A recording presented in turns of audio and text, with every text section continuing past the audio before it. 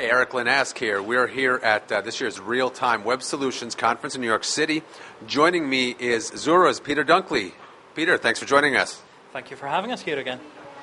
So this is, we've gone through several iterations of what was WebRTC Expo, now retermed Real-Time Web Solutions. Where does that sort of evolution come from?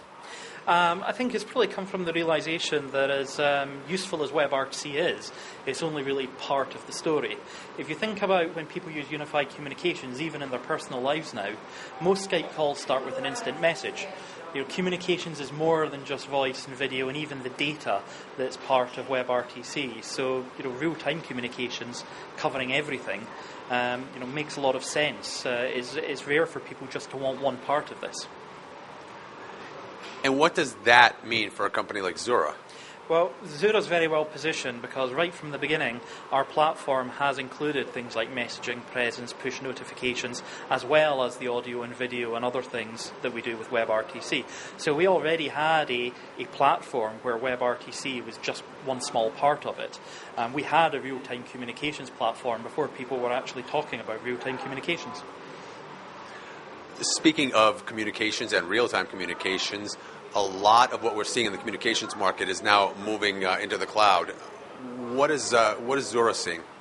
The cloud is a great thing. It's more reliable, it's more secure than a lot of on-premise deployments, and you can take advantage of another company's investment in monitoring and quality and scaling.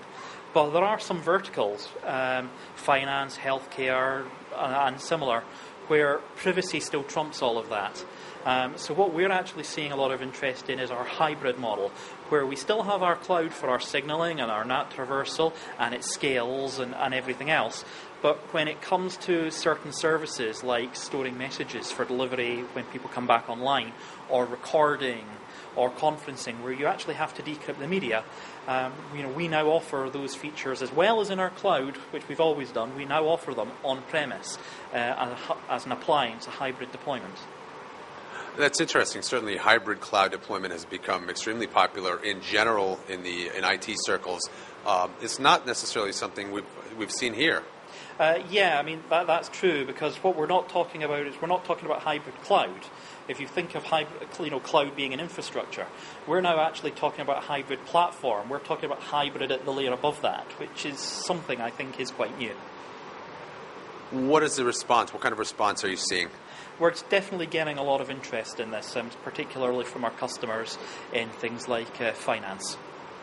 Because it means that they can be sure that the only people who see the decrypted conversations between them and their customers are themselves. I would imagine as you continue to roll this out, there are going to be many, many more verticals that are going to be interested. Yeah, basically anything where privacy trumps cost, hybrid is a perfect place to be.